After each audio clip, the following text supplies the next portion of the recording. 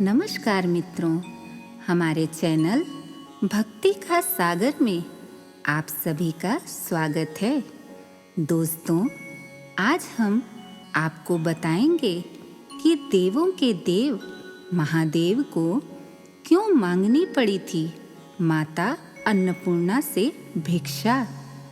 माँ अन्नपूर्णा जगदम्बा का स्वरूप मानी जाती हैं।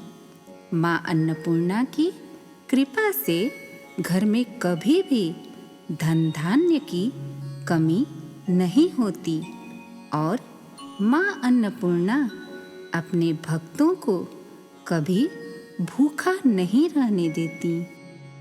माँ अन्नपूर्णा समस्त संसार का भरण पोषण करने वाली देवी मानी जाती हैं। कहा जाता है कि जब भगवान राम ने माता सीता को रावण से छुड़ाने के लिए लंका पर चढ़ाई की थी, उस समय युद्ध के दौरान वानर सेना को भूख लगने पर भगवान राम ने माता अन्नपूर्णा की आराधना की, जिससे प्रसन्न होकर माता अन्नपूर्णा ने पूरी सेना की भूख शांत की थी। एक पौराणिक कथा के अनुसार एक बार भगवान शिव की प्रिय नगरी काशी में भयानक अकाल पड़ा, जिसके कारण वहाँ मनुष्य के साथ जीव जंतु भी मरने लगे। चारों ओर हाहाकार मच गया।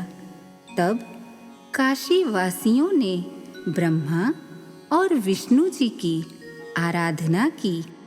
उनकी पूजा से प्रसन्न होकर भगवान ब्रह्मा और विष्णु जी ने जब उन्हें दर्शन दिए तो सभी लोगों ने उनसे इस कठिन विपदा से बचाने के लिए प्रार्थना की। तब ब्रह्मा और भगवान विष्णु ने शिव जी से इस संकट का निवारण करने की प्रार्थना की। भगवान शिव ने काशी का भ्रमण करके परिस्थिति को देखा। तब उन्हें समझ में आया कि माँ पार्वती रूपी अन्नपूर्णा माता ही इस संकट का निवारण कर सकती हैं।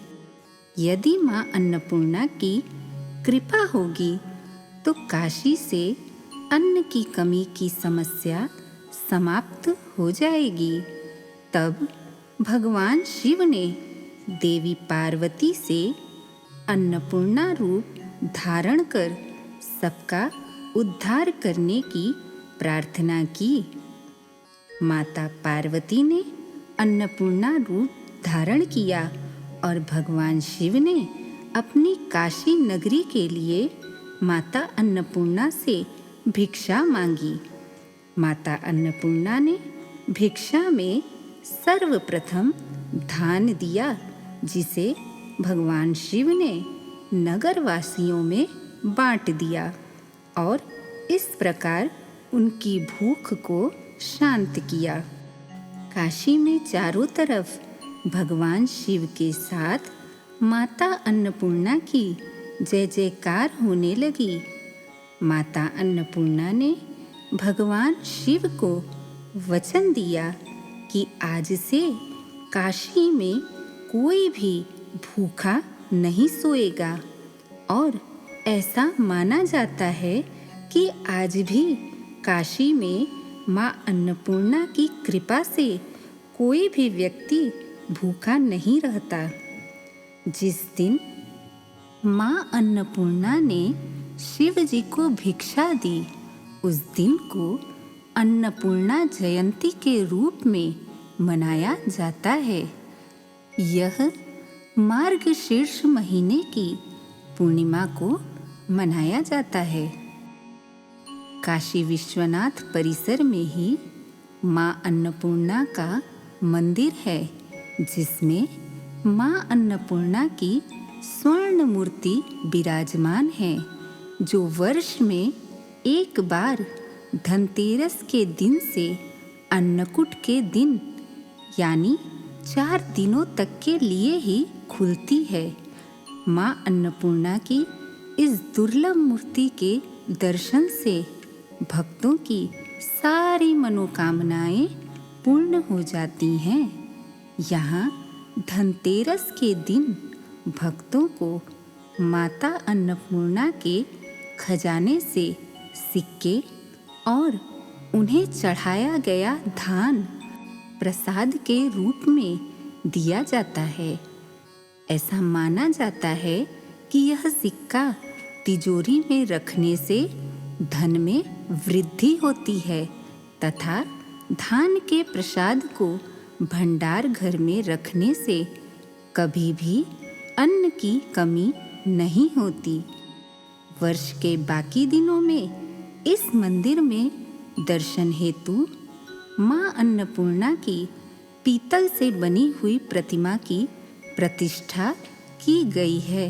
देवी पुराण के अनुसार माँ अन्नपूर्णा का स्वरूप शांत, शीतल, ममतामयी, सौंदर्य युक्त नव युवती का है। इनके 3 नेत्र हैं और मस्तक पर अर्धचंद्र सुशोभित है। माँ स्वर्ण आभूषणों से सुसज्जित स्वर्ण आसन पर विराजमान है।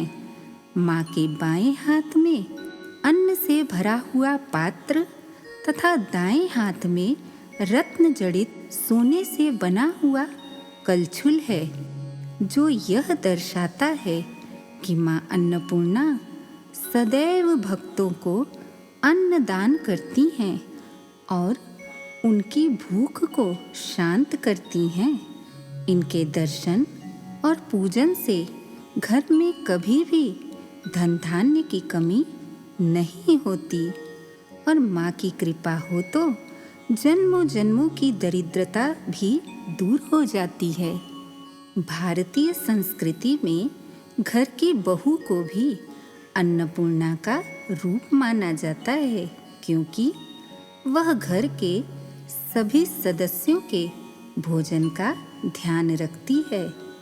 हमें कभी भी भोजन का अपमान नहीं करना चाहिए, क्योंकि ऐसा करने से माता अन्नपूर्णा रुष्ट हो जाती हैं।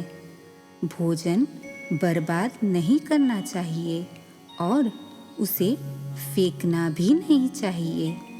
इसके अलावा घर आए अतिथि, भिखारी और गरीब को कभी भी भूखे पेट वापस नहीं भेजना चाहिए। घर की गृहिणी यदि अन्नपूर्णा है तो रसोई घर मंदिर समान है, इसलिए रसोई को कभी गंदा नहीं रखना चाहिए और भोजन पकाते समय कभी भी भोजन को चखना या जूठा नहीं करना चाहिए। जो गृहिणी इन सभी बातों का पालन करती हैं, माँ अन्नपूर्णा की कृपा उस पर सदैव बनी रहती है और कभी भी उसके रसोई में या उसके घर में अन्न की कमी नहीं होती।